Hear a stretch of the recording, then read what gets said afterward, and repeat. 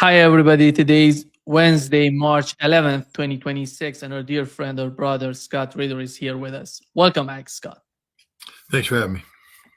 Let me start, Scott, with what today is the 12 days of war in between the United States and Israel on one side and Iran on the other side. But something happened in the first day of attack against Iran that still Donald Trump says he doesn't know if it was the United States or someone else. Pete Hegseth says he's assessing that, but something strange came out of from the Trump administration. Donald Trump himself said that many people have these Tomahawk missiles. They may use them. He referring to Iranian, army to use those Tomahawk missiles against the primary school in Iran.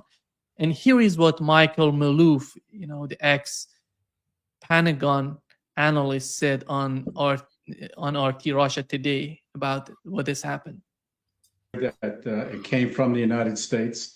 As you point out, just those four countries outside the United States possess Tomahawks. It's my understanding that it was that it was from U.S. Ships, and that it was a double tap, or what we would, or at least two. One came down, hit the school. The children, as I understand it, were trying to be rushed into the surviving students into another part that was not bombed, and then the second one came down and killed the remaining children and staff. So this is a very terrible thing, and Trump is just in denial, and he needs to fess up to it. Yeah. What is your understanding of what has happened and why did it happen? Because still, look at what's going on in Iran. The first day, what has happened in the first day is so much important, so much influential until, many people are talking about it. It was so much, it was a tragedy when you look at it. Well, it's a tragedy. It's also a war crime. First of all, we need to start off by saying, there's been no publicly available investigation carried out by the United States. So we're operating in a vacuum. I respect Mr. Maloof, and I agree with him, but we don't know what ship it was fired from. We don't know which variant of the Tomahawk it was, but again, forensically, we can reconstruct a lot of this stuff. The Iranians have provided some information, and some of that information proves that it was a Tomahawk. Remember, it's the imagery from Iran that shows that it was a Tomahawk on the reattack. But we do need to point out that any in-depth conversation, which is, I'm sure, what you want, is going to require informed speculation, connecting the dots. Now, the good news is, Nima, you actually have a guy who's been decorated twice by the director of the CIA for connecting the dots, decorated by General Schwarzkopf for connecting the dots. I get a lot of commendations for connecting the dots. I'm pretty good at it. So I'm willing to go through this exercise with you, but I just want people to understand that until we get the official reports, till we have hard data, there's just a lot of speculation involved. Okay, we know the United States incorporated a large number of Tomahawk cruise missiles on the first day of the strike. The exact number, again, hasn't been released by the Pentagon to the best of my knowledge, nor has the sources of the ships where they came from. But basically, we know the U.S. Navy uses what's known as the Block 4, the fourth generation of the Tomahawk. There's a Block 5 under development, may actually been deployed in a number of cases, but the Block 4 is the workhorse of the Tomahawk fleet.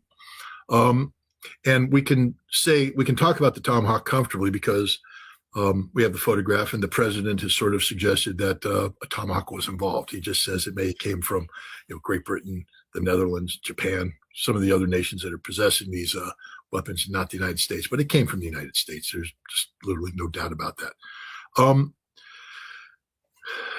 What the Tomahawk Block 4 is, let's say it's launched from a destroyer, an Aegis destroyer, Arleigh class, or some other class. It's launched from a control room, and so each missile can be programmed, and actually the Block 4 can actually be programmed up to 15 different missiles, and you can select it. And the other interesting thing is you can redirect it, as needed. So let's say you're firing and you need to be redirected to another target for priority. You can, if there's a communications link, and the control room can actually redirect them and all that. But basically, they are operating off of a master plan. The initial strike is a very carefully planned thing, and basically it's time on target. You don't want to start it prematurely and give advance, so everything flows into strike just about the same time. So you're going to launch, a ship's here, a ship's there. This ship that's further away is going to fire first, and then you'll fire. And the idea is that you're going to come in, and hit your target at the same time as aircraft are flying, releasing their standoff munitions. So it's all a carefully choreographed thing, and the targets are picked for maximum effect of the shock and awe of the goals and objectives. If you want to suppress this, that, and the other thing. So, all this data has to be factored. Why can I speak about this? Gosh, I helped plan the strategic air campaign against Iraq, and I know intimately what went into the first night strike against Iraq in Operation Desert Storm. And, past practice repeat themselves, so we can imagine that even though there's been technological updates, the same concepts apply to this one. So basically, a target deck was picked, and then each target was selected. You assign a weapon to each target based upon the damage you want, weapons availability, etc. Some will be struck by aircraft, some will be struck by cruise missiles. And so you're doing that. Now, what goes into the target deck? This is where your campaign priorities come into play. We know a couple of things. We know that regime change was definitely one of the priorities. We also know that suppression of Iranian ballistic missile capability or cruise missile capability is another priority. And so, I'm getting phone calls nonstop. I'm doing my best to keep calm. I just blew up on my last interview and lost my temper. So I'm trying to keep it calm here. My wife has told me to stop doing interviews because I'm becoming too emotionally involved. But, when we're talking about the murder of 176 kids, how can you not become emotionally involved, especially when it's your country that committed mass murder? But anyways, we come back to the targeting. So now we have target types. So normally what happens is you have targeteers, people like me who sit behind a desk, and they said, find, go through the list. You have this national target base. Everything in the world is targeted by the United States. We've taken photographs of everything, and every photograph we take, every place, whether it's a bridge in Tajikistan or a warehouse in Vladivostok, it's in the database, and it's got a target number attached to it. And so I can sit there, at least I used to be able to. You used to have to do it by microfiche. I mean, you put the old microfiche down there and do it manually and handwrite the notes and then print it up and put it together. And, then we got computers, and it was all computerized. You could type in search words and you could get all that stuff. But it's hard work because now you have to pull up that stuff. Then a lot of times they haven't digitized everything. So even if you get the master list, you have to go into the microfiche and pull up the fiche and the fiche reader and go blind reading the microfiche or print it out and then type up your own reports. I did this in 1985 when we went through the target deck for Iran, by the way, the invasion of Bandar Abbas. I went through the whole database of targets, updated them, looked at ones, is that bridge still there? Bridge was built in 1956. Well, gosh, it's 1985. Do you think the bridge is still there? Has it been replaced? If it's replaced, what is the construction type of the bridge? Do we have to change the targeting parameters? All this, have the roads changed? I mean, this bridge might have been strategic in 56, but maybe a bigger road has been built and it's no longer strategic. We can look, you had to scrub the whole thing. That's what I did. And then, you do the same thing. But the point is, you have to confirm each target, what it is. You have to confirm what it's built out of, because that plays a role in what's going to blow it up. And then you have to also scrub and say, in 1956, when this bridge was built, you had a village over here, but that village could have expanded. We noticed there was an expansion rate in 56. Maybe that village has actually grown around the bridge, and maybe there's a mosque right next to the bridge now. We might want to look at imagery and evaluate the. So you have to do this thing. You have to go in and update it. You got to make sure that if we're blowing something up, we're not blowing. There's a reason why we're blowing it up, and that we're not inadvertently striking a school, a mosque, a hospital, anything of that nature. It's the law of war. The law of war requires this. the 1949 Geneva Conventions, then the additional protocol to those, 1977, been adapted into the Department of Defense Law of War Manual. So I'm not making this up, ladies and gentlemen. When you take an oath to uphold and defend the Constitution, this is what you're talking about here.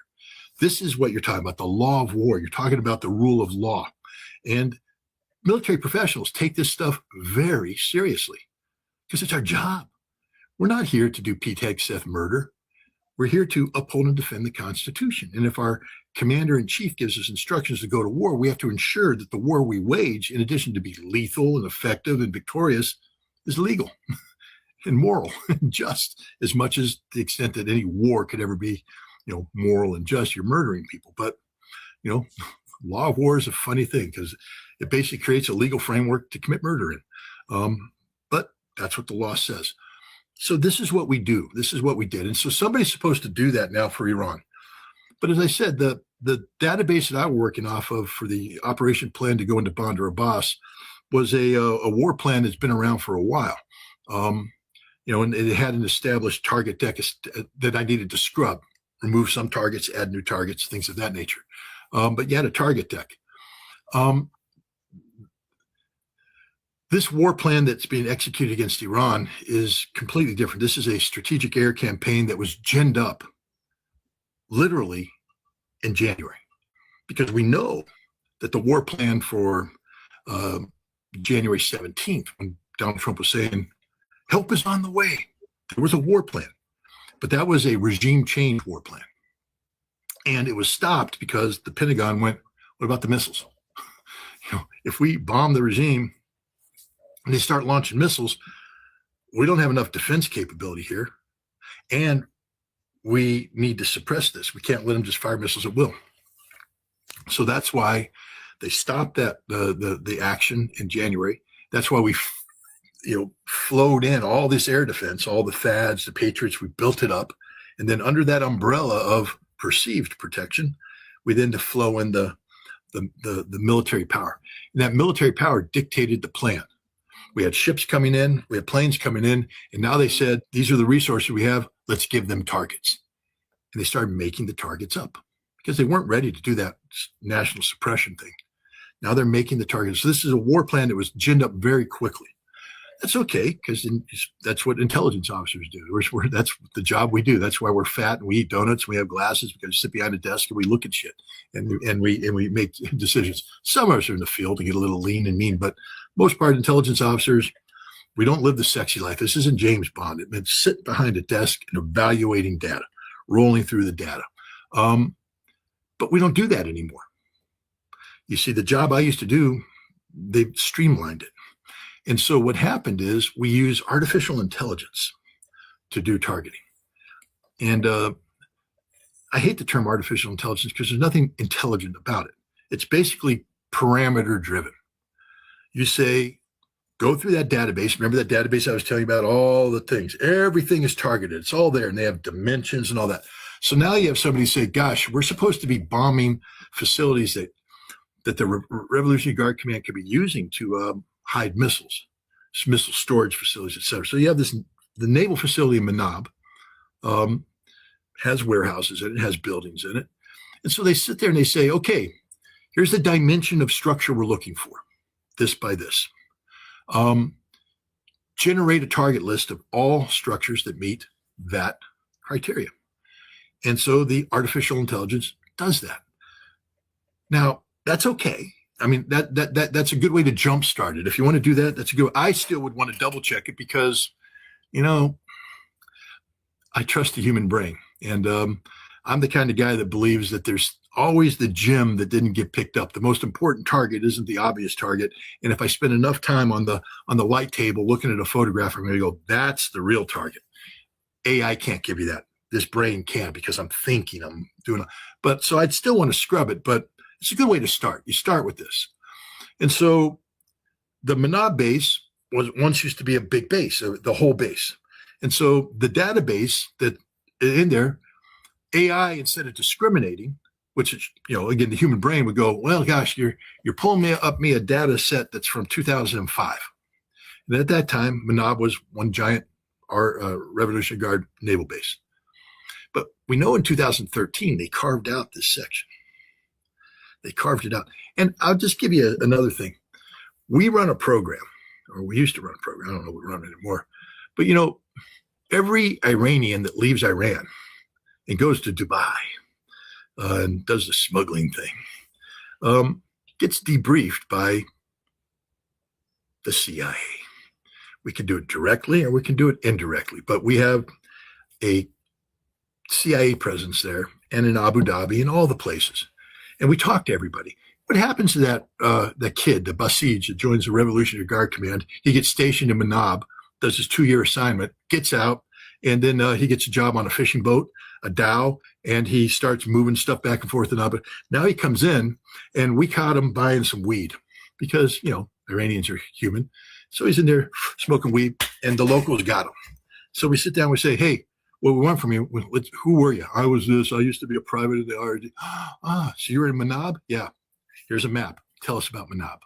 And he'll sit there and point it all out. We'll say, okay, well, what you do is when you go back, just talk to people and just try and get an update. Go to your friends that are still there and then just come back and we'll report. And that they do that. The reason why I bring this up is those target packages that I spoke of continually are updated with human intelligence or imagery. We have imagery analysts who will repeatedly go over and go, Manab expanded this, did that. And then that imagery assessment goes to the human guys who sit there and talk to the guy. Hey, we understand there's a new place built in Manab. Here, what's there? And we do this. This is the way you develop target packages. Now, I don't know if we still do it because it's a lot of work. And a lot of people, I know there's a lot of people just thought it was a scut work because we're never going to go to war against Iran. So why are we wasting so much time building up target information about Manab? But we used to do that. That used to be a thing. But the point is, there's a lot of data there. But unless AI is programmed into that, maybe the AI thing hasn't been given access because human intelligence, is something that we don't share with everybody. It gets compartmented. And some sensitive imagery intelligence, some sensitive SIGINT intelligence, it gets compartmented. So if I'm doing a broad brush, basic top secret, which top secret for a strike package means it's top secret because we're going to strike, but we're only talking secret information. No SCI, no special information, just a basic scrub of secret information. That's basic imagery analysis, old school stuff, nothing sexy.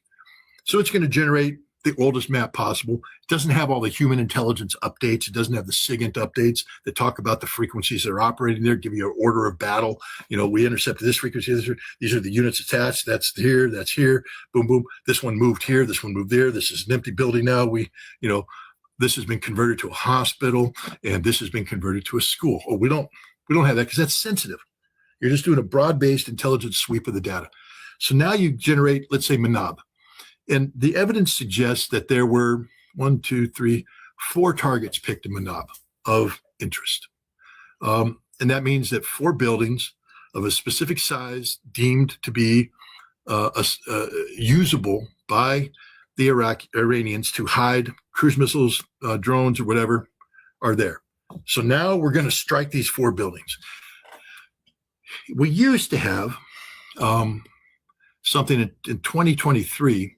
Joe Biden's administration signed off on a directive to create something called the Civilian Harm and Mitigation Resources team. And their job was to work with commands as they develop courses of action, as they develop target lists. Their job was to go through the targets and evaluate each target to make sure that it was what it was, that it wasn't next to a school, that it wasn't a school, that it wasn't a mosque. It was, and that's what their job was. Now, this is it's constricting. I can understand if you're a warrior who wants to bomb and suddenly you have a geek like Scott Ritter coming in going, hey, mosque across the road, what munition you dropping on that? 2,000-pound bomb ain't going to cut it. You drop a 2,000-pound bomb, you're going to get collateral damage, and we're prohibited by law from doing anything to that mosque. Well, they don't like to hear that. That's constricting. That's restricting the ability of the military to be lethal. No, it's called the rule of law, the Constitution. It's sort of a thing, if you believe in it. Well, Pete Hegseth comes rolling in. Now he's Secretary of War. And he says, I'm doing away with all that. Doing away with it. He canceled that directive. There is no more civilian harm mitigation team. There is no more scrutiny of targets. We are rules free. And he has said it. No rules of engagement, no constraining rules of engagement. We are maximum lethality, maximum lethality. So now the one team that could have come in and gone 2 warehouses, okay. That third one you want to strike, that's a hospital, guys. We don't bomb hospitals. Oh, and this thing up here, it's a school. We've known that since 2016. It's a secondary school for girls. We got a lot of reporting here. We had a guy come across in a Dow and tell us that they had carved that off, and his daughter actually goes to that school, and he named the teachers and everything. We got this all in a report. That team was done away with. Now we just have 4 targets. So now we come to the opening day of the war, and we got an Arleigh class destroyer up there, and it's participating. So it's given its assignment, and so you can have that. It's capable of cycling off a number of rounds, so it can do multiple tasks. But there's a team in there that's been given the task of monitoring the attack on Manab, and they're going to fire the munitions necessary. So you have 4 targets. You need 4 points of impact. But here's the problem. Now, this is a classified number, so I'm just going to make one up because I'm not allowed to talk about it. We know that the Tomahawk doesn't work a certain percentage of time. We knew that since the Gulf War. They've declassified a lot of data about how we fought that war. What they won't tell you is what the failure rate of the Tomahawk was, because they don't want anybody to know that. But we have a rough idea because we fired 60 some odd Tomahawks against Syria. Remember that, 2017, Donald Trump? And we know that I think 21 of them didn't work. That's about a 1/3 non-functioning rate. Now, I'm not saying that's related to the Gulf War. I'm not allowed to say that. I'm just saying that in Syria, it was about a 1 out of 3 didn't work. That's a lot. But to give you an idea of what the military thinks, again, I'm just using data here, guys. There's 4 targets. They fired 5 missiles. Why would you fire 5 missiles? Because 1 out of 4 is anticipated not to work. That's about a 25% failure rate. I'm not saying that's a number. I'm just saying that appears to be what's happening here. So you cycle off 4 cruise missiles to go to the target. Each one has a point. The 5th one, it's a Block 4, has the ability to loiter over the site and take imagery and send that imagery back to the ship so they can monitor battle damage assessment. Because you want to hit all these targets, take them out, and you anticipate the potential of 1 out of 4 failing. So you have the 5th back up there to look. If you get a fail, it can reattack. And so the first 4 come in, bam, bam, hit the 2 warehouses, punch holes in them. Nothing. No secondary explosion, nothing. It's empty because, gosh, Manab hasn't been functioning for a while. We knew that because we had the defector reports and everything, but the computer didn't know that because it's AI, and we didn't have a civilian mitigation team that would have confirmed it. I mean, if I was on that team, I went, I don't think there's anything in there, but there could be. It's a military target. So these are good targets. Hit them. The first 2 targets are good targets. You're allowed to hit those. No problem. 3rd one, it's a hospital. We punched a hole in the hospital, and there's smoke coming out. So I'd say, well, we hit it. There's smoke. Good secondary effects. Mission accomplished. Now, if I had been on the mitigation team, I would have said, you guys just committed a war crime because you struck a hospital. Keep that in mind. We committed a war crime because we struck a hospital. But that's okay. Forget that. Now we come to the other one. It hits it. We get a partial collapse. But now the missile's flying around. It's seen 2 holes with no smoke. It's seen a 3rd hole with smoke. And it's looking at the 4th target. And what does it see? Movement on the ground. It sees a lot of movement on the ground. There's people inside moving to a building. There's people outside coming to that building. And the guys on the ship, they're sitting there. Their job is to destroy. And so they're like, okay, destroyed. Movement, people coming in. We haven't completely neutralized this target. Reattack. So that cruise missile goes up, boom, hits the target, the reattack. Now, the interesting thing about the Block 4 is the warhead that's probably used on there is I forget the exact name, but it's a combined effects munition. It's designed basically to punch through concrete and then blow up inside and destroy what's inside. So you're not going to get the full 1,000-pound bomb because people are like, that's not the size of one, because it's not a 1,000 pound. It's a lesser, it's a combined effects munition. The other thing about the Block 4, though, is that when they were testing it, they realized that there's a lot of unexploded fuel here. That's potential because, again, this is a munition. So they designed it so that you could convert the unexpended fuel into a fuel air explosive, and you can get this additional thermal effect on the target. So this went down, punched through the hole of the building where the people were going in. You get the combined effects blast, so fragmentation blast, explosive blast. But on top of that, you get a little thermobaric action going in, burning everything up inside. And of course, they hit, and that's it. We got 4 out of 4. Good job. The problem is that last target was a school, and the first cruise missile that hit collapsed some of the structures affiliated with the functioning of the school. The surviving teachers and students, and many of them did survive. There were casualties in the initial strike, but many of them survived, were being ushered into the last remaining safe place. It's like what happens if you have a school shooting. Take the kids to the cafeteria, take the kids to the library, take the kids to the safe place, the place where they're going to be safe. If there's a tornado, take them to the gymnasium. Well, the safest place in that structure was the prayer hall. Take the kids to the prayer hall. And so they're evacuating them. Kids are coming in, the teacher bringing them, trying to calm them down. They're also calling the parents and saying, hey, something's happened here. You need to come and get your children. So parents start to arrive. So this is the movement that the cruise missile is seeing, that the guys on the ship are seeing. They're seeing teachers taking children into the prayer hall. They're seeing first responders coming in, and they're seeing parents start to arrive to collect their children. But they ordered the reattack anyways. If you read the accounts of there's accounts that coming out of Iran that talk about this. You have a parent that talks about, I could only recognize my child because of her backpack, because what was left of my child was nothing, ashes, burned, incinerated.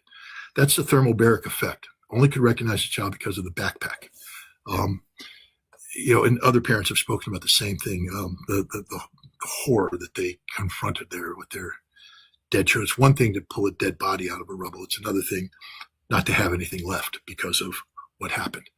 176, I think the number may have gone up even higher than that now, 180 or so.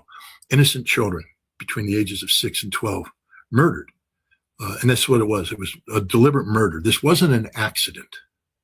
You don't have accidents in war. I'm just trying to tell you, especially when the way you mitigate against accidents is to have procedures in place, like creating a civilian harm mitigation team that reviews targets to make sure the targets comply with the law of war, which is not something that is, optional. The law of war is mandatory. If you disobey the law of war, we actually have a law on the books in the United States about, War Crimes Act. You know what the penalty for deliberately committing a war crime is? Death. Death.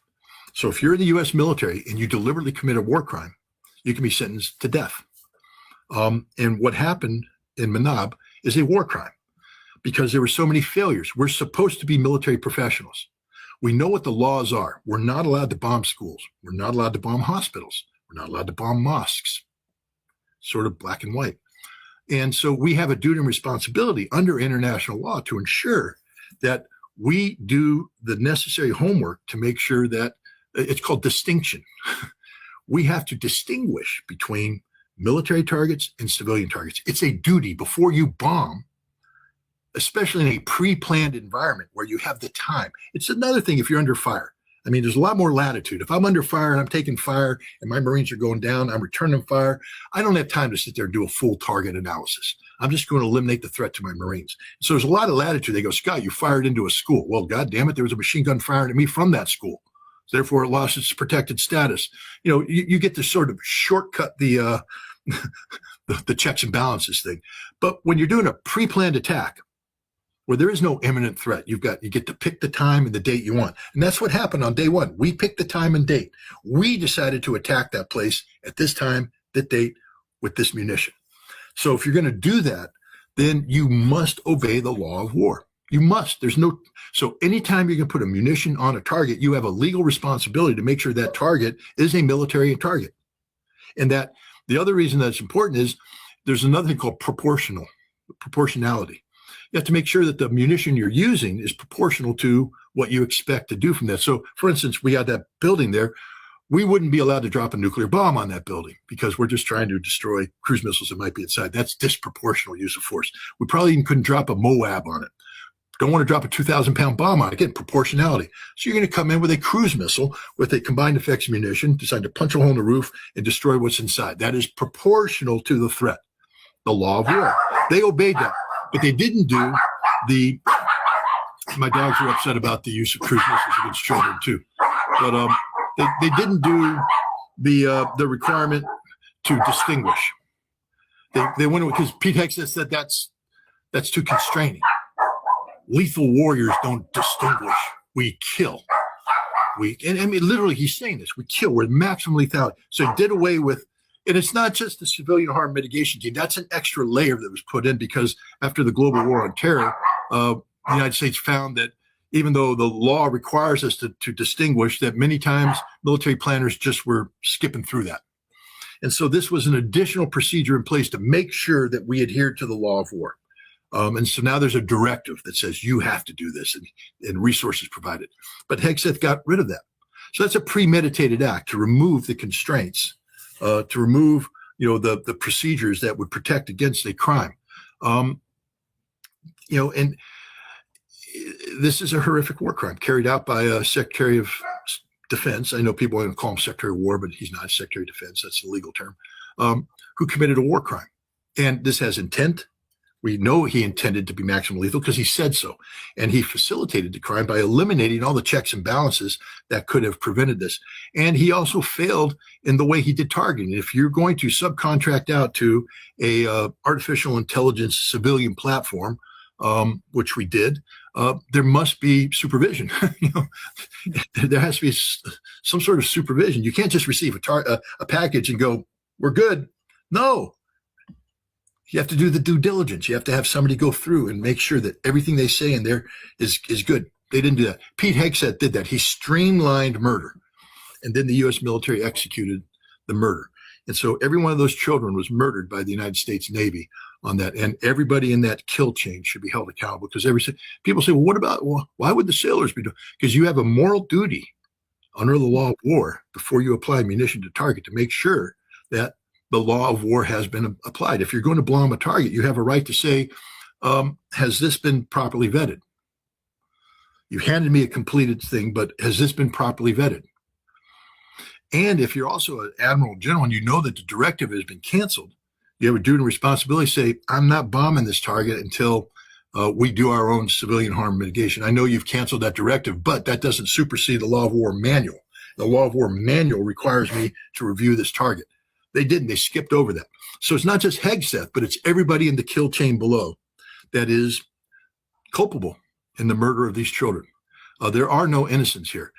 Everywhere, somebody that, again, you're that chief petty officer sitting in the Aegis destroyer, looking at the imagery coming in from the cruise missile overhead, and you see people moving in, and the officer on duty says, "Reattack." You go, "No, sir, I refuse to obey that order." Sir, we don't know who those people are. We don't know what they are. These could be first responders coming in. We have no positive identification of these people, and therefore we have no legal authority to strike this target. We cannot strike the target. That's the legal responsibility. That's what a moral warrior would do. And the officer, if he was also moral and taking a note to the Constitution, you're absolutely right. No reattack. What are the 15 targets in there? Boom. Okay, send this cruise missile off to target Alpha 01001. And complete the mission there. And then you go expend that munition on a legitimate lawful target. But if you're sitting there looking at bodies coming in, you have to stop and say, we need to know who those people are. We can make no assumptions here. We have to know who they are before we move on. This has changed. We went from destroying a building to killing people. Okay, we put a hole in the building, but now we have people moving around in there. Who are they? What are they? What are they doing? And we have to confirm that this is a valid military target, put that on target. And the people in the destroyer, with all due respect to them, I wish I could court-martial you. I'd love to have you on the stand because you're going to jail for the rest of your life.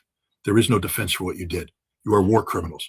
And this is why I tell everybody in the U.S. military right now, you better start looking in the mirror because one day you're going to be my age. Right now you're in your 20s and your 30s and you're strong and you're virile and you're like, I'm a warrior and I'm tough. Been there, done that, got the t-shirt, guys. I know what I'm talking about here. One day you're going to be my age. You're going to look in the mirror and you're going to be reflecting back on what you did in your life. And every single one of you guys are responsible for the deaths of those 180 plus children. They're on you. You murdered them. And now you got to look in the mirror and say, I'm a murderer, because you are. It's going to haunt you for the rest of your life. You did nothing to stop it. Nothing. I do that. I look in the mirror and I wonder about the over 400 people that I'm responsible for killing in Amaria, because I was part of that kill chain, Amaria bomb shelter. But I know I can look back and say, I did everything according to the book. I did everything according to law. I looked at, the Mark 14 intercept that was linked to Presidential Command and Control, that was linked to Scud. And we were in the business of stopping the Scud launches. We had an emergency going on where Israel was threatening to come into war if we didn't stop the Scud launches, and we were trying to interrupt the Scud decision, chain. And so Mark 14 communications linked there. Check. And then we asked the question: is there evidence of people coming in? No, none. There was no evidence that this was being used as a bomb shelter. Yes, back in the Gulf War, in Iran-Iraq War, it was. But now it looks like it had been converted to a command and control center. And we had all the reason to believe it was. We did the checks and balances, and we were wrong. And that lives with me forever. We were wrong, but we didn't commit a crime. We obeyed the law of war. We did everything we were required by the law of war. And unfortunately, tragically, we slaughtered a lot of people. And I look in the mirror every day, but the guy looking back says, you did your job. It's tragic. This is why I'm so against war, because I did my job, but we killed those people. And so you reflect on that. We're going to have to hit pause for just a second, because I got somebody at the door here. Hopefully not the FBI. Yeah. It's tragic what has happened. I think the society in Iran is totally, they're so sad about what has happened in this city called Minab, and there's still people, in the community talking to each other what has happened. Many of these people are somehow disappeared from, as Scott pointed out, they're turned into ash and they're not anymore there. They don't know how to bury them. Yeah, that's a tragedy. But we're gonna come to the current situation of the war in a minute when Scott gets back. And we're going to talk about what is happening right now in terms of the battleground and the balance of forces right now, because from what we've seen so far, it seems that the air defense system of Israel is not working properly. So they have a lot of missiles getting in, not from Iran, but also from Hezbollah as well. And let's see what is the understanding of Scott Ritter is of the current situation with the war. And we had a report, from General Kane. He mentions the current situation and what are the objectives of the United States today. And here is what, Scott's back. You go with General Kane. Go ahead. I'll listen. Yeah. Here's what he said. General Kane, Scott, reported on the main objectives of the United States right now. And here is what he said, Scott. The joint force remains focused on 3 military objectives: continue to destroy Iranian ballistic missiles and drone capability. Second, we continue to strike the Iranian Navy and their capabilities in order to do things like sustain movement through the Straits of Hormuz. And third, we continue to start working on and going deeper into Iran's military and industrial base in order to prevent the regime from being able to attack Americans, our interests, and our partners for years to come. Meanwhile, Iran attempting to lay down. Yeah. Scott, what is your understanding of these 3 objectives mentioned by General Kane? First of all, I think these objectives are movable. What I mean by that is that they reflect the changing nature of this war that he's reprioritizing. The first one was suppress the missiles. Well, we failed. I mean, I wish I was the intelligence officer. General, objective 1 failed across the board, boss. We miscalculated. The Iranians are launching cruise missiles and missiles on a daily basis. We have not successfully interdicted their launch capacity.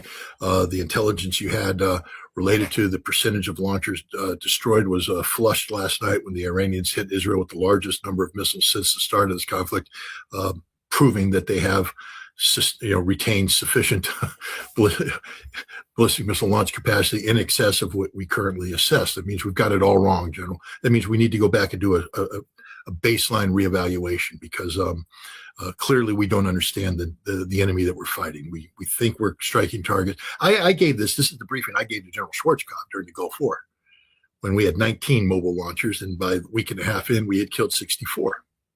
And I said, boss, we ain't doing what we think we're doing.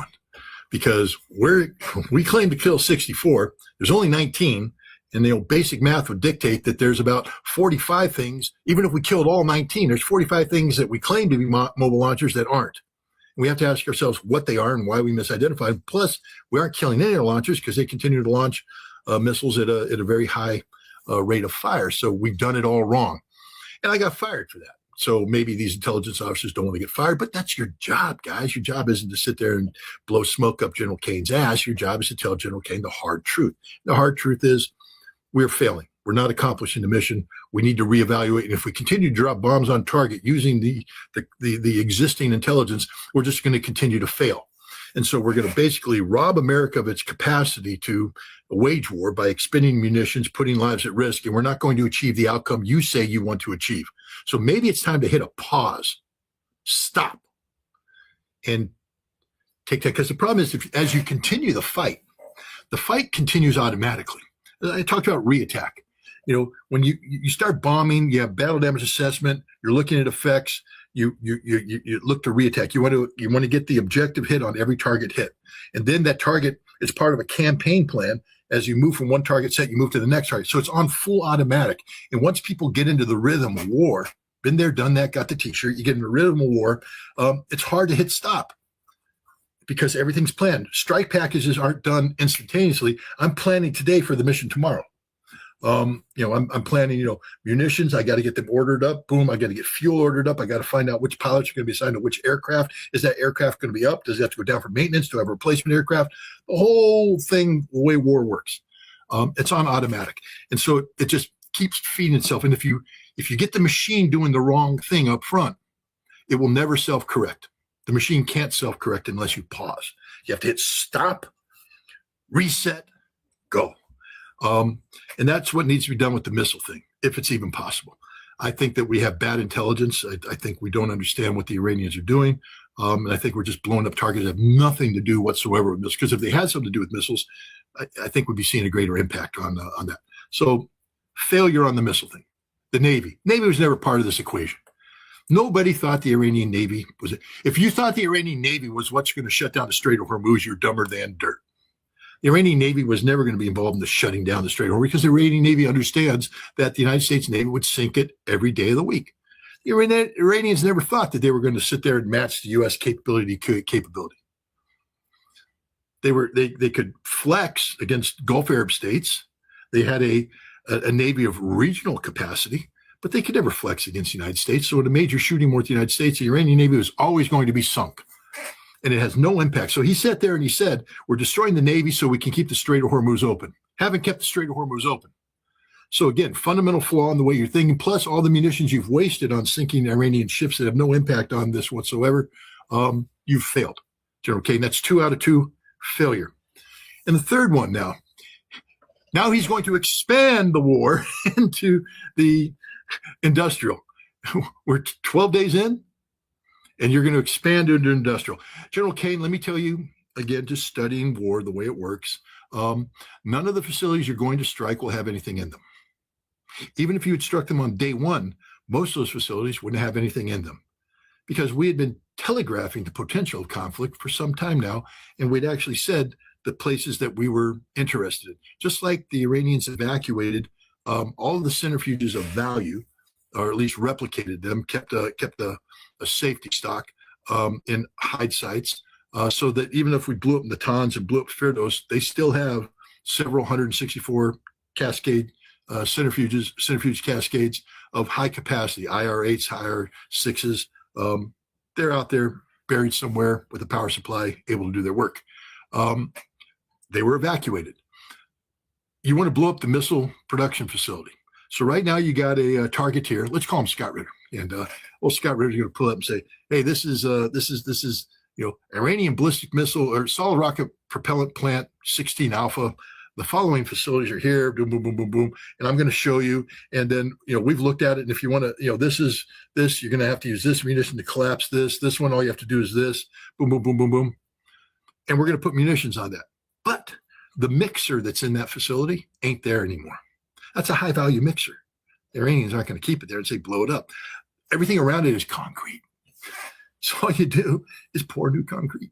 But the mixer, it's gone. It's in a facility. Sometime around 2005, 2006, 2007, 2008, the Iranians started digging evacuation sites into mountains using the same technology, boring technology that they used to help Hezbollah dig underground in Lebanon, that North Koreans use.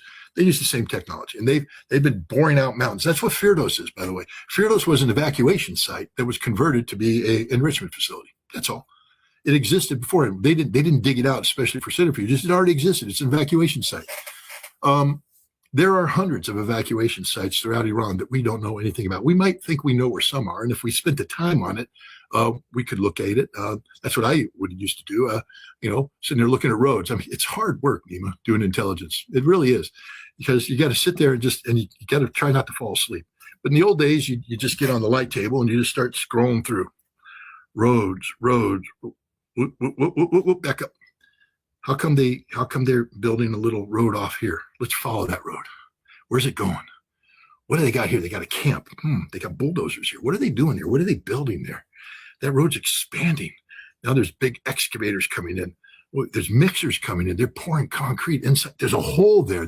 I just found an evacuation site. Target it down and monitor it. If somebody was doing that, you could find evacuation sites, because nothing happens in a vacuum. Holes don't appear in mountains out of nowhere. But if you're not looking for it, if you don't have people actively doing this, and people are curious, because, main road.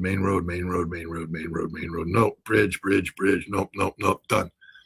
They don't look at that little road going off. So, but if you do that, this is how we found all this stuff in Iraq, because this is what I used to do too. Spend a lot of time just looking through U2 imagery. And then you go, what happened here? What do you got here? Boom, there it is. So there's hundreds of these sites. We may know some of them. We may be bombing some of them. But this is why when you hide stuff, you don't put all your eggs in one basket. You split it up. So you have, survivability. All the targets that General Kane's talking about going to bomb now are empty. So we're going to go in and we're going to blow up concrete. That's it. We're going to put American lives at risk. We're going to kill a lot of innocent civilians, because, again, we're blowing up targets we don't understand. We proved that on day one, because we bombed a hospital and a school in Manab. 50% of the targets we struck in Manab were war crimes. There were 4 targets to be struck. 2 of them were prohibited by law, a hospital and a school. 50%. Imagine now taking that ratio to what we're doing in all of Iran.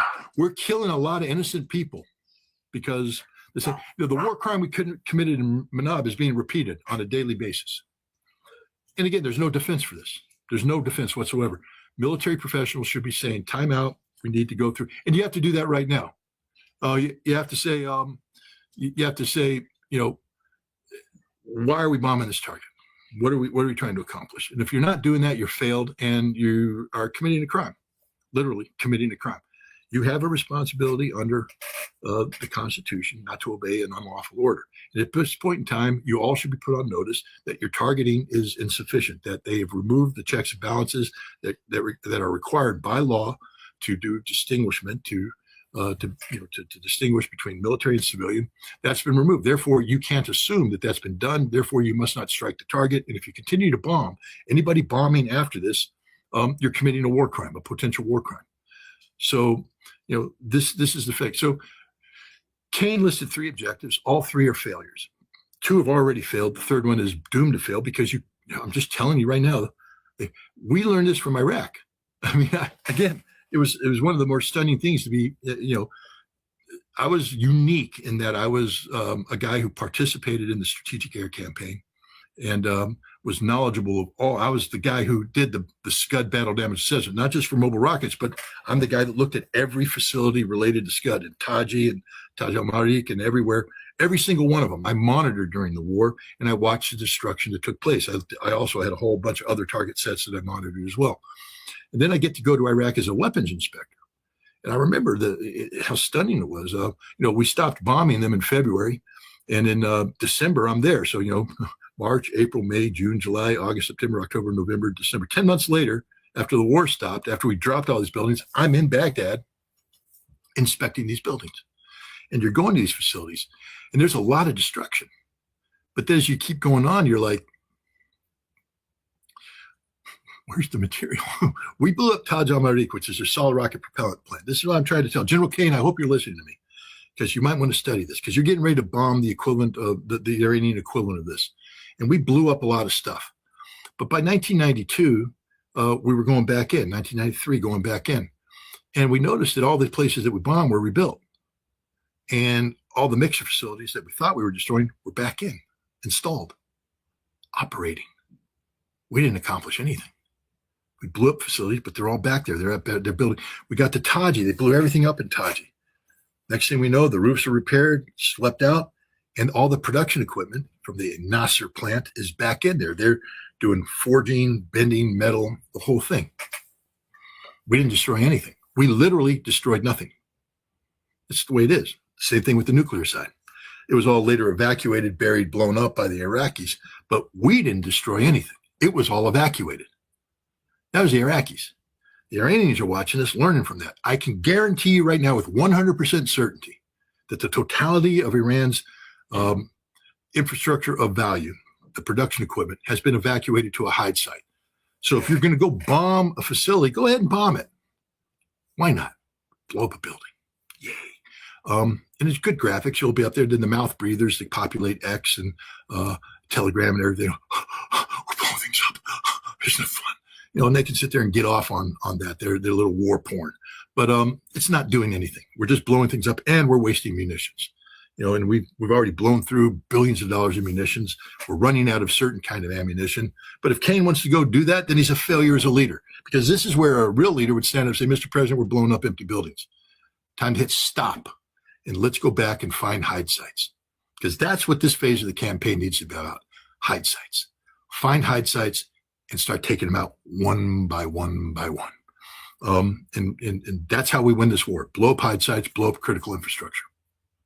But no, we're going to go blow up empty buildings. Yay. The stupidity of this is mind-boggling. It's the same thing with the Navy. We're sinking ships. So what? When this war's over, Iran will buy new ships.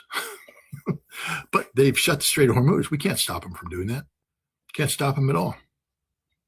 If we try to sail our ships through, we'll lose our ships. They may or may not be mining right now. I don't know. The reports are very nebulous about that, but it doesn't matter. No ships going through without getting attacked unless the Iranians want it to go through. But they don't have a navy. They didn't need a navy.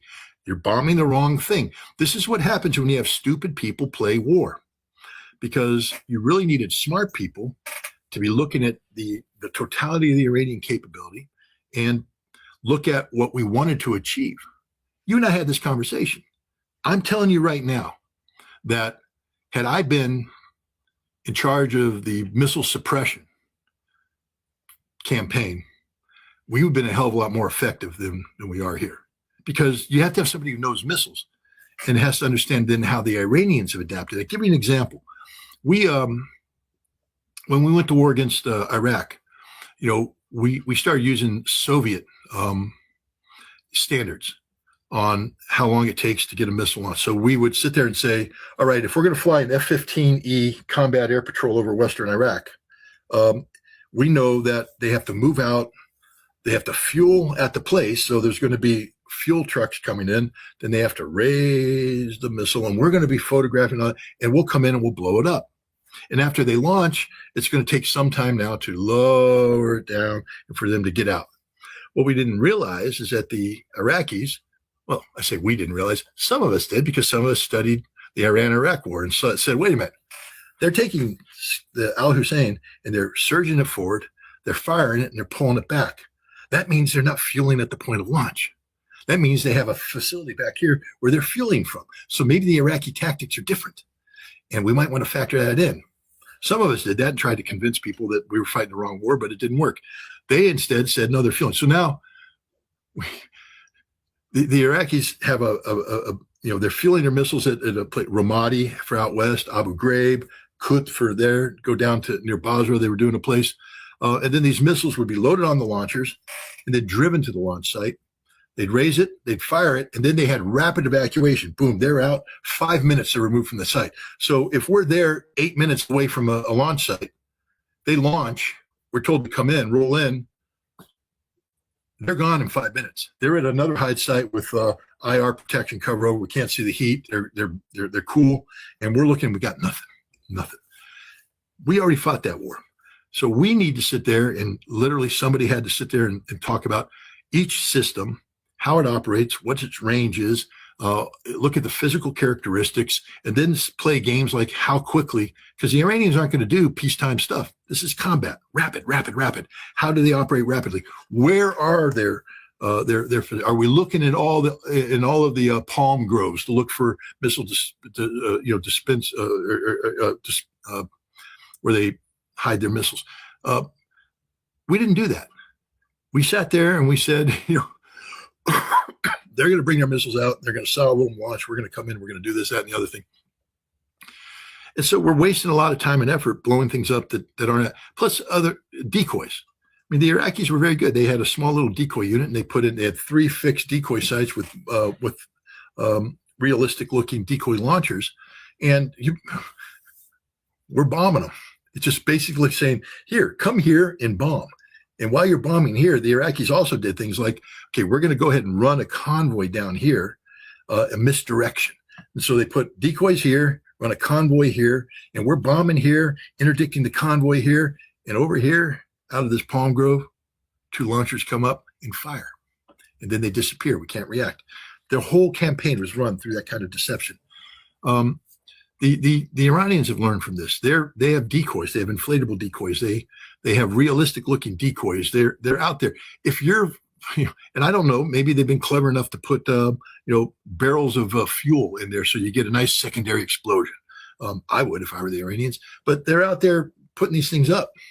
If a missile is in a launch position and it hasn't launched within 5 minutes of that launch position, it's a decoy.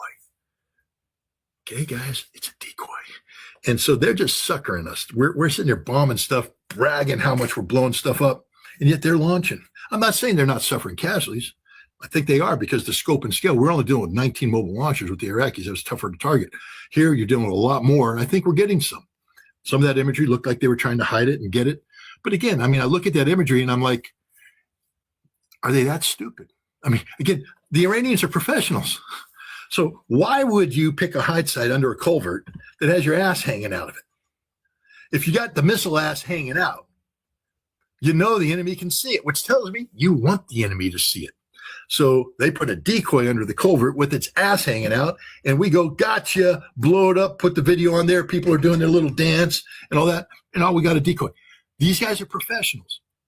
The missile guys are professionals. They have pre-scouted every single one of their things. When they go to do a launch, they have all their, because the Iraqis did this and the Iranians are every bit as professional as them. They had every one of their hide sites picked out. That's how come after they launched, they were able to get back to Ramadi and never be detected, because they were here, they monitored aircraft, shot over here, monitored aircraft, shot over there, and they just boom, boom, boom, boom, back. We never detected them. The Iranians are that good too. So I can't imagine an Iranian guy going, all right, let's fire and stick it under a culvert and leave our ass hanging out.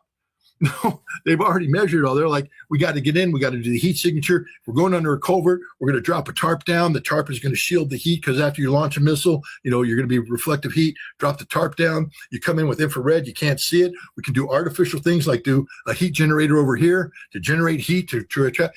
That's how good these guys are. These guys are really, really, really good, and we don't give them any credit for being really, really, really good. If you're going to beat the Iranians at this missile game, you got to start thinking like an Iranian missileer, and we don't.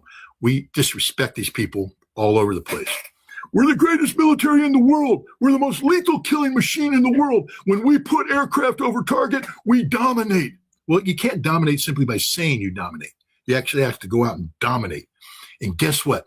The fact that all three of General Kane's objective criteria have not been achieved means we're not dominating anything. We're only fooling ourselves.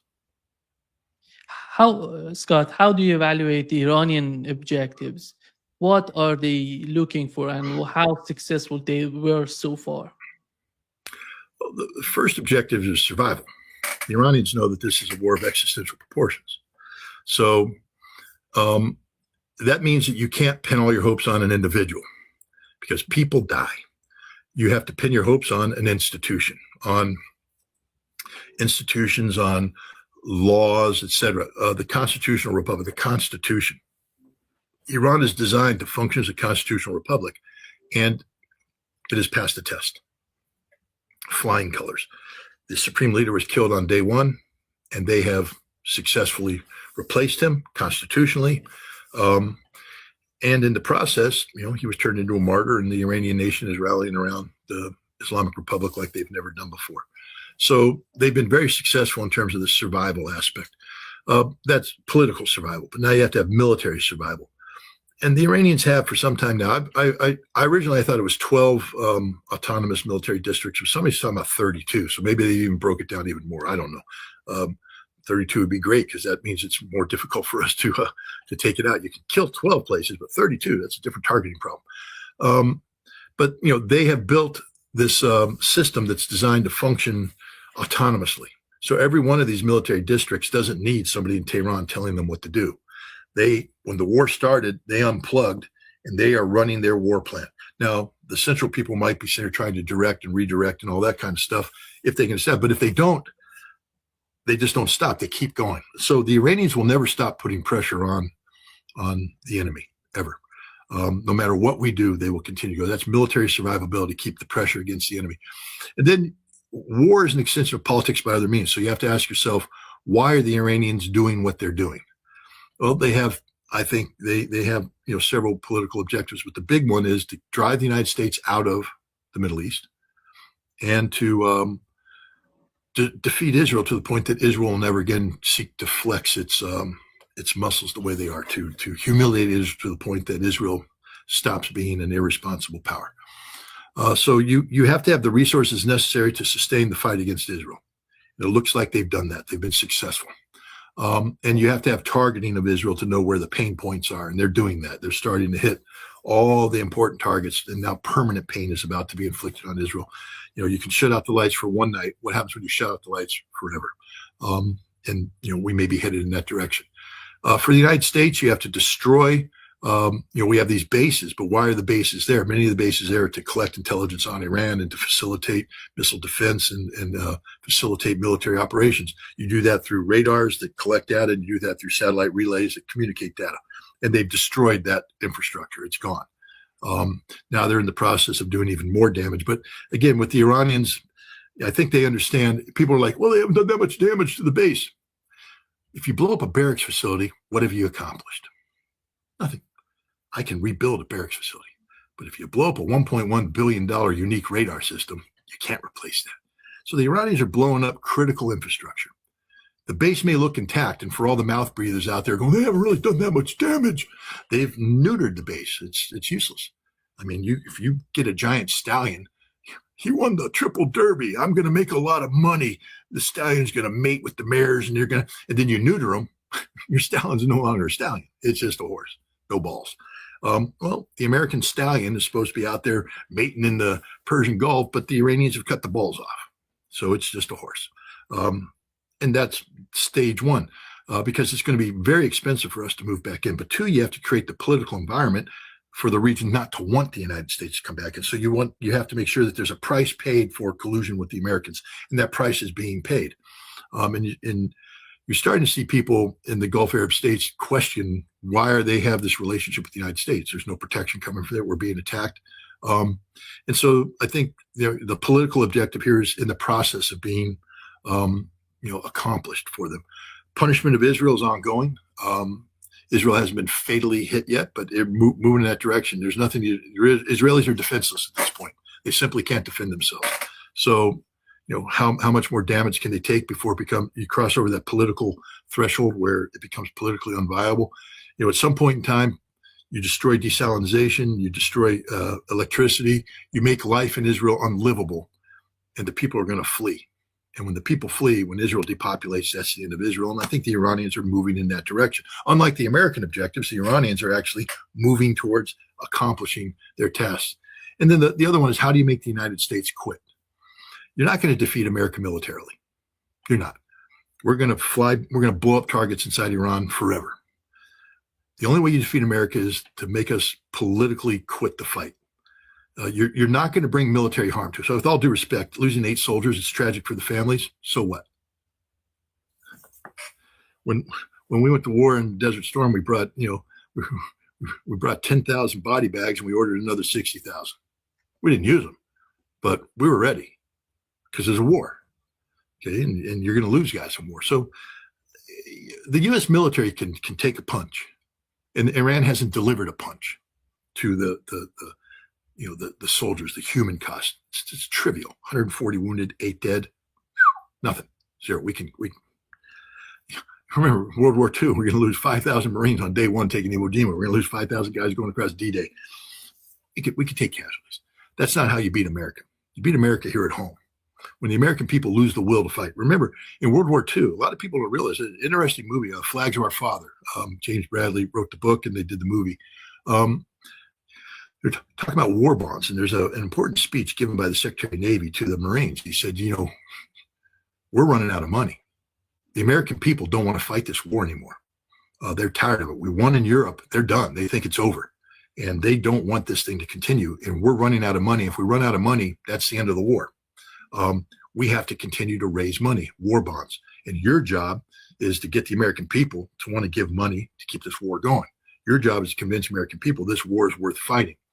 A lot of people don't realize that, how exhausted the American public was about World War II and how victory in Europe actually undermined the potential of victory in Japan, which is another reason why we dropped atomic bombs. Because the idea of a long drawn-out campaign in Japan, the American public just weren't going to buy that. That was World War II, where the Japanese bombed us at Pearl Harbor, and we had every reason to keep going. The American public here is largely immune to this. We're ignorant as the day is long. We don't understand war. We don't understand what we've done. Most Americans aren't crying about 186 dead Iranian children because they just don't care. We've dehumanized the Iranians psychologically. They're not human beings. They're brown people. They're supporters. They're Muslims.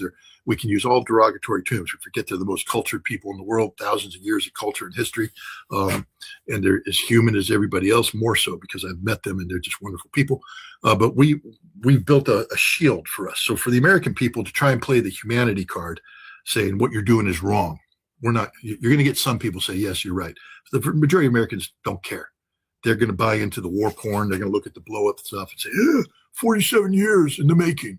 Those Iranian bastards have been getting us for 47 years. We got to do something. And they sent the missile in that children's school. President said so. It wasn't us. They did it. I mean, this is stupidity, the collective here. The American collective is written on.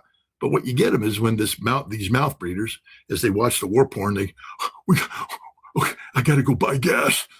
And then they go to the gas station and they go, wait a minute. Last week it was $3.11. Today it's at $3.58. What's going on here? I don't have that much money.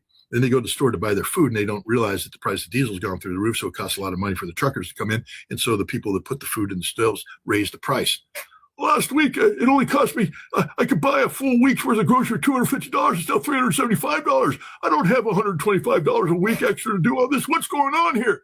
And suddenly the light goes off. It's not about morality. It's not about the law. It's not about anything. It's not constitution. Now there's a personal impact. And now they realize there's an economic price to be paid. What the hell was Trump thinking? There's the question you should have been asking from day one. And that's how we're going to lose the war. And Iran is right now creating the conditions to do that. Iran has studied us more than we have studied them. Iran knows the enemy far better than we know our enemy. I don't believe the Iranians are our enemy. If we're going to treat them like one, we should at least respect them enough to learn about them and study them. If we're going to go to war against them, at least try to win. But we're not. We're just blowing things up. We've done our best to lose this war.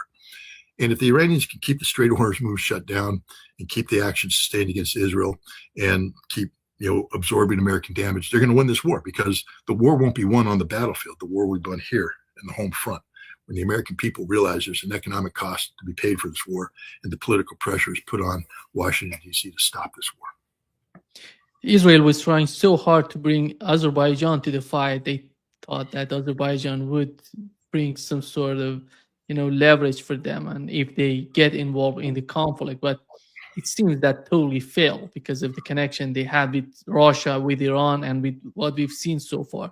But Lindsey Graham is desperately begging or threatening Saudi Arabia to get involved in the conflict.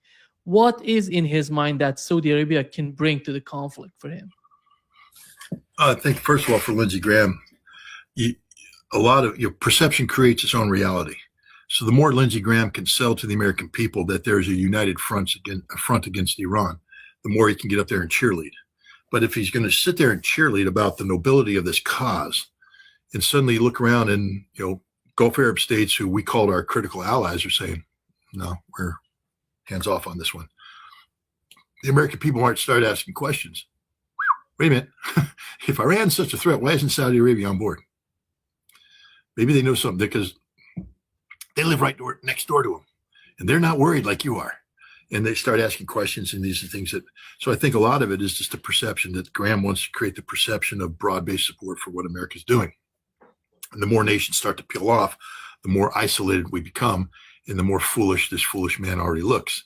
The second thing it's desperation at this point in time, because you can be the biggest cheerleader in the world. I mean, I love my football teams, and I could cheer first quarter, go boys, go. They're losing, but there's still a chance. There's 3 quarters left. Second quarter, come on, man, you can do it. They're losing at halftime. That's at halftime. There's still like half a game left. Third quarter, it's miraculous. We got 15 minutes left in the fourth quarter, and I'll keep cheering up until the point it's over. But at some point in time, you could be cheering, and the crowd's going, Scott, it's 47-0. There's 3 minutes left in the game. We're not going to win. and Lindsey Graham's looking at the scoreboard right now, and it's looking pretty grim. I just told you, he is an ignorant man. He's an immoral man, but he's not a stupid man. And he's looking at the scoreboard, and he's recognizing that the clock's running out on this game, and we haven't scored any points. We thought we scored a point with Khomeini, but that turned out to be actually a safety, and we lost 2 points because, we hurt ourselves more by killing them than we did by, had we left them alive, we'd be better off than where we are now. But, I just told you, we're not suppressing missiles. We're not destroying the Navy is meaningless. And we're only now getting ready to blow up buildings that are empty. And meanwhile, Iran is surviving, not only surviving, but they're punishing. So now ask yourself, you're Azerbaijan. Now, if this was, the conversation was, you want to join in? And Azerbaijan looks across the border, and the supreme leader's dead. The IRGC is fractured. People are in the streets shouting "Death to Khomeini," and the military's fracturing. They're not being very effective. Israel is shooting everything down and looking pretty good. The Gulf Arab states are united. I go, hell yeah! Let me sign up for that one. I'm in. Zangezur corridor, baby. Let's do this thing. But we come to and say, Azerbaijan, you want to come in? That Zangezur corridor. Remember, J.D. Vance was here last month. He promised you all this stuff. Yeah, but they're really pissed off, and they're unified, and they're going to beat us up. They're going to come after us. I got a small little oil field over here outside of Baku. They're going to blow that up, and then I have no more money. I'm not too thrilled about this anymore. No, I'm not signing up for this one. That's why Azerbaijan dropped out, because Iran is not defeated. Iran has the ability to punish Azerbaijan. But you also notice the Israelis, because it is the Israelis attacking Iranian infrastructure with drones and such, because the Israelis are desperate to get Azerbaijan into this conflict. But they're not. And at some point in time, the pipeline that pumps, was it 40% of Israel's oil, or it's a good It's number. 45. Yeah. Well, there you go. There's the national 5%. But the point is, at some point in time, that's going to come into play. And the thing is, Iran's job right now is to make life unlivable in Israel. They're not going to do the Holocaust, 6 million dead and all that stuff, or 9 million. Their job isn't, again, the Iranians, it amazes me. I mean, to tell you the truth, because there's people out there going, we've killed 1,200 Iranians, and in Israel, we've suffered 13 dead. Who's winning this war? Not you, Israel. The Iranians aren't trying to kill people. This is the crazy thing about this. We're at this stage in war. The Iranians know how to kill people. They know we're there. The Americans are all stuffed into the barracks facilities. The Iranians aren't killing the soldiers. They could, but look what they're hitting: radars. They're hitting critical infrastructure. Never once have they gone after, a big barracks facility, because they're. Thank God I'm not an Iranian commander, because I'm a bloodthirsty son of a bitch, and I'd be like, kill as many as possible. But these are moral people, and they're like, no, we can achieve our strategic objectives and not kill people. And they're not killing Israelis. They're not deliberately targeting Israel, no matter how much the Israelis cry about that. The Iranian targets are very specific targets to achieve very specific strategic results. The same thing with the United States. And the Iranians are smart on this one, because, you kill too many Americans and we get pissed off. And you don't want America pissed off. You want America angry about prices of gas. That's where America's mind needs to be, gas prices. But 500 dead Americans, I'll pay as much as the pump is necessary to kill all those Iranians. Kill them all. You want to come after us? You want to kill my son, kill my brother, kill you all. And then suddenly the war continues. The Iranians are smart. Don't look for maximum casualties. You can talk it up. I know the Iranians are like, we could do this, we could do that. They know they're not doing this, because they know, I believe they understand, if they wanted to kill Americans, they know how to kill Americans. They're not, deliberately not. And so they're keeping the casualty count low, because in America today, no one's saying, I mean, you got people pull up, 8 guys. Guys, 8's nothing. 26 Americans, servicemen, commit suicide a day. So we don't care about them. Why we care about 8 who die in the course of 12 days? We don't. I mean, we dignified return of remains and all that bullshit. How many people have gone to visit the families? The neighbors have, but how many Americans are going to go visit them, hold the hand of the mother and the sister and the brother and all that? You're not. You're just all liars. You don't care about these guys. But you do care about price of gas, and you care about the price of food, and you care about the cost of living. And that's how you break America. You don't break America by killing Americans. You break America by killing their bank accounts. The same thing with Israel. You don't defeat Israel by killing Israelis. Look, on the battlefield, it's different. Hezbollah, they're kicking some serious Israeli ass. And God bless them for doing that. But because they're defending their own soil, just so people understand, it's not Hezbollah that invaded Israel. Although there's rumors about taking an Israeli village in northern Israel. I don't know the truth of that. But we know that Israel's in southern Lebanon, and they're just getting slaughtered. I thought Hezbollah was defeated. No, never have been. It never will be.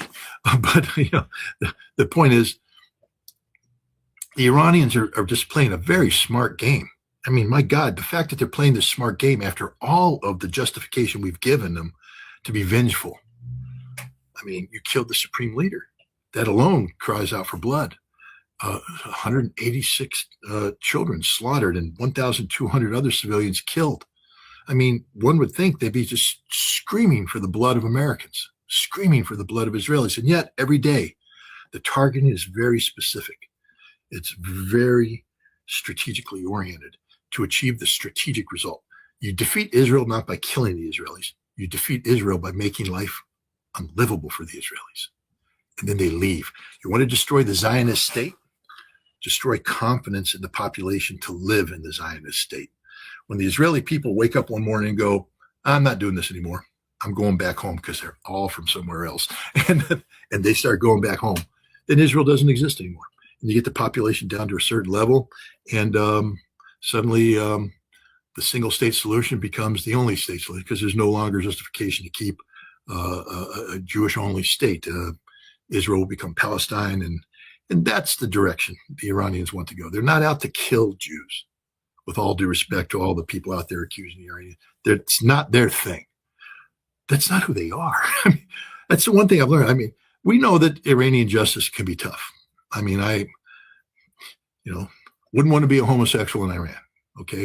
And I wouldn't want to be a drug dealer in Iran. I wouldn't want to be an adulterer in Iran. I wouldn't want to be any of the things that Islamic law has harshly judged people for.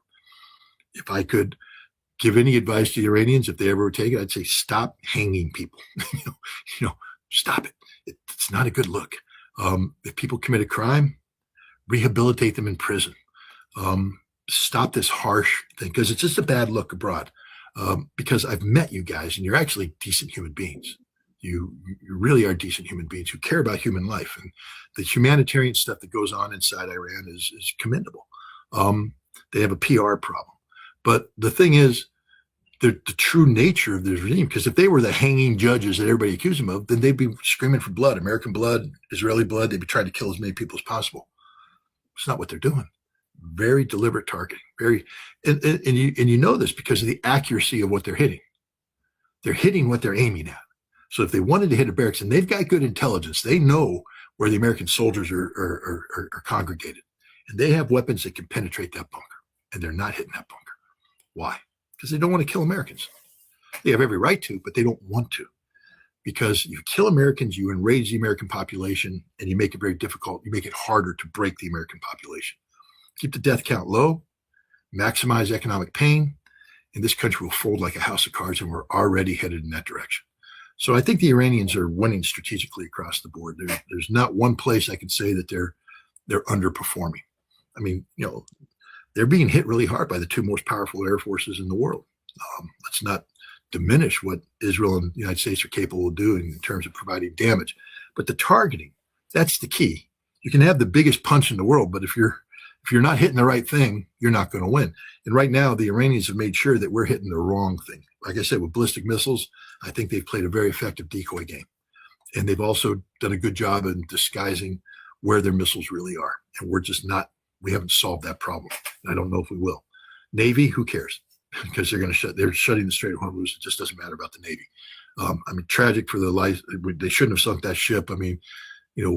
But the people that are bragging about how we're winning this war because there is no more Navy, it's just not a factor.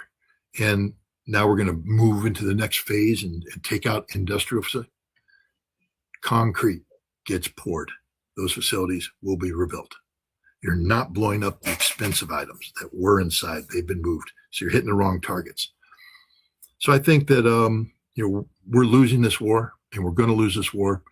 And the Iranians are on track to win this war. As long as if things stay the way they are right now, we will not accomplish any of our objectives, and the Iranians will accomplish both of their primary objectives, which is evicting the United States from the Middle East and the destruction of greater Israel. Something named Israel will exist and maybe eventually get folded into Palestine. That's a political thing down the road. But if the Iranians can create the conditions where 1/3 of the Israeli population decide they just don't want to play that game anymore and they leave, that's a victory. It's a huge victory for Iran. And they're headed in that direction. And the same thing, they're headed into the direction of breaking the will of the American people to politically sustain this fight. Yeah. Thank you so much, Scott, for being with us today. Great pleasure, as always. Oh, thanks. Thanks for having me. Yeah, see you soon. Bye-bye.